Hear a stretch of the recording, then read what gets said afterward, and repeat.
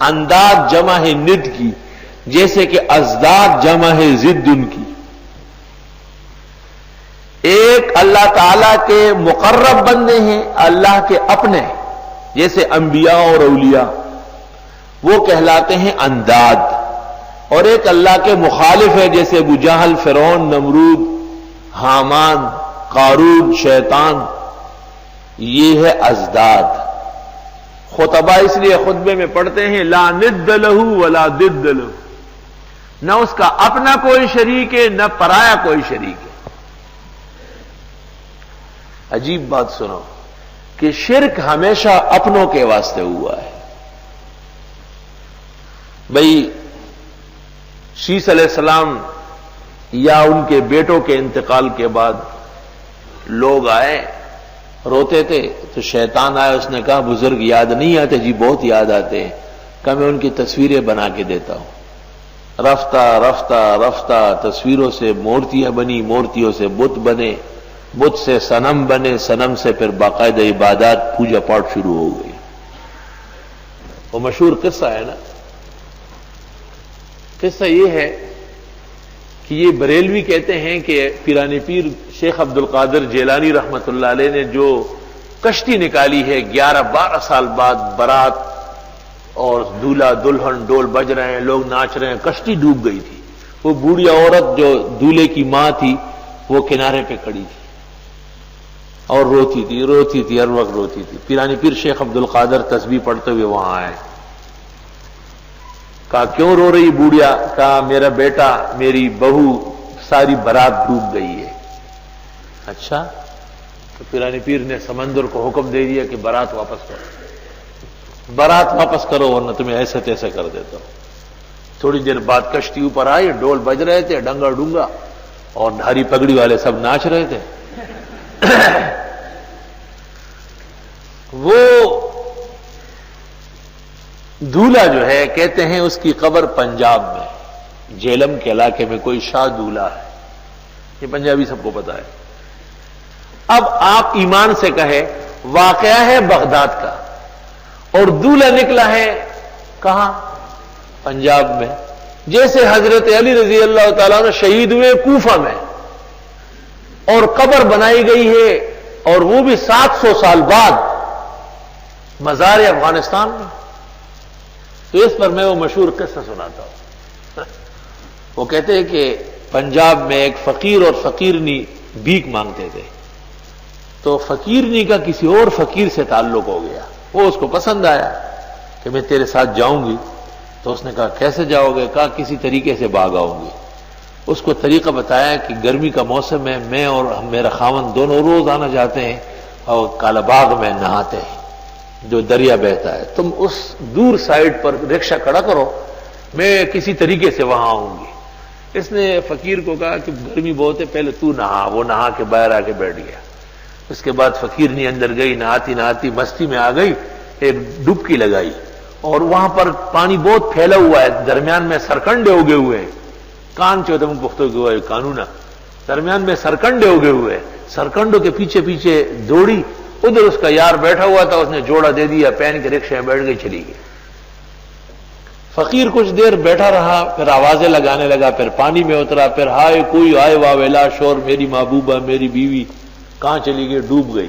لوگ آئے، جال وال ڈالے، ادھر لاش ڈوب، لاش کہاں؟ وہ تو جا چکی ہے۔ 10-12 دن جب گزرے، فقیر بھی تھک گیا، اور اس نے دوبارہ بھیک مانگنا شروع کر دیا۔ اب سال یا 2 سال گزرے ہوں گے، جتنی مدت بیچ میں، ڈیرہ غازی خان میں ایک مکان کے اوپر یہ فقیر آیا بھیک مانگنے، اور وہ فقیر نہیں جو تھی وہ اندر سے بھیک مانگ کے باہر نکلی۔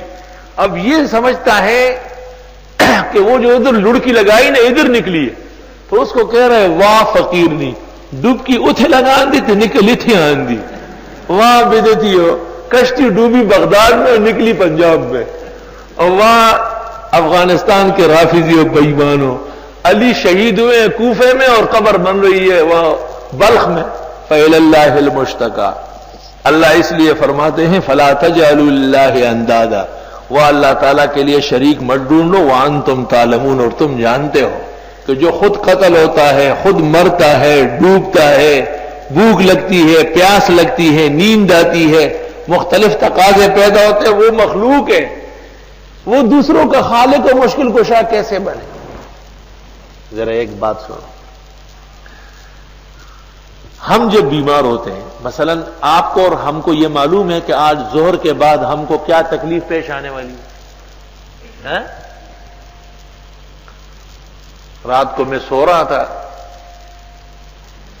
اور اچانک آنکھ کھلی، ایسے اوپر دیکھا تو پنکھا نہیں ہے، نیچے دیکھا تو پیروں کے ساتھ پنکھا لگا ہوا ہے، نیچے گرا ہوا، چلتا ہوا پنکھا گرا ہے۔ جب انسان کو اپنی مضرت اور نقصان کا خود علم نہیں، اگر مجھے یہ پتا ہوتا کہ یہ چلتا ہوا پنکھا نیچے گرے گا تو میں پہلے ہی بند کر دے گا، ضرورت کیا تھی اس کی؟ مولانا یوسف لدھیانوی اور ان کے ساتھیوں کو پتا ہوتا کہ آج ہم راستے میں شہید ہو رہے تو نہ جاتے اس دن۔ حبیب اللہ مختار اور ان کے ساتھیوں کو پتا ہوتا کہ یہ واقعہ پیش آ رہا ہے تو وہیں بیٹھے رہتے، جانے کی ضرورت ہی نہیں تھی۔ پر شیخ عبد القادر جیلانی، سید علی حجویری، نظام الدین، فرید الدین، معین الدین رحمہم اللہ، کبار اولیاء، سرخیل توحید و سنت کے، آپ یہ بتائیں ان کو جو بھوک لگتی تھی اپنی مرضی سے لگتی تھی؟ پیاس جب آدمی کو لگتی اچانک پانی کہیں ہے، اس کو پتہ تھا کہ اتنے منٹ بعد مجھے پیاس لگے گی؟ ہم کو جو بخار آ رہا ہے، دانت میں درد، اولاد کی بیماری، اموات، ہمیں خود پتہ چلتا ہے، تو جب پیروں کو اور ولیوں کو نہیں، اس نبی کو بھی یہ پتہ نہیں ہوتا ہے کہ آگے کیا ہونے والا ہے، تو وہ جہان کے مسائل کیسے جانے اور ان کو کیسے حل کر لے۔ اس لیے اللہ فرماتے فلا تجعلوا للہ اندادا، وہ جس نے تم کو پیدا کیا، تمہارے بڑوں کو، جس نے زمین کو بچونا اور آسمان کو چھت بنایا، جس نے آسمان سے پانی برسایا اور زمین سے قسم قسم کے اناج اور پھل اور غذا پیدا فرمائے، جس نے تمہارے رزق اور روزی کا انتظام کیا، اس کے ساتھ کوئی اور سہیم و شریک ہو سکتا ہے؟ فلا تجعلوا للہ اندادا وانتم تعلمون وَإِن كُنتُمْ فِي رَيْبٍ، میں نے بتایا تھا کہ لا ریب فیہ میں ریب یا متکلم کو ہوتا ہے، اس کا اعلان پہلے ہوا، لا ریب فیہ ھدی للمتقین۔ تو دوسرا شک وحی میں اور آسمانی کتاب میں وہ مخاطب کو ہو سکتا ہے۔ مخاطبین تو کفار تھے، مشرکین تھے، یہود و نصارہ تھے، تو ان کو خطاب ہے۔ وَإِن كُنتُمْ فِي رَيْبٍ، اور اگر ہو تم شک میں، مما نزلنا علی عبدنا، اس کتاب سے جو ہم اتارتے ہیں اپنے بندے کو، فاتوا بسورۃ من مثلہ، پس لے آؤ ایک چھوٹی سی صورت اس جیسی، وادعوا شہداءکم من دون اللہ، پکارو اپنے اپنے گواہوں کو اللہ کے سوا، ان کنتم صادقین، اگر ہو تم سچے۔ السلام علیکم ورحمۃ اللہ وبرکاتہ۔ محترم ناظرین کرام، مفتی ظفر علی خان صاحب کی ویڈیو دیکھنے کے لیے اور سننے کے لیے، ان کے بیانات کو سننے کے لیے ہمارے چینل کو سبسکرائب ضرور کر لیں۔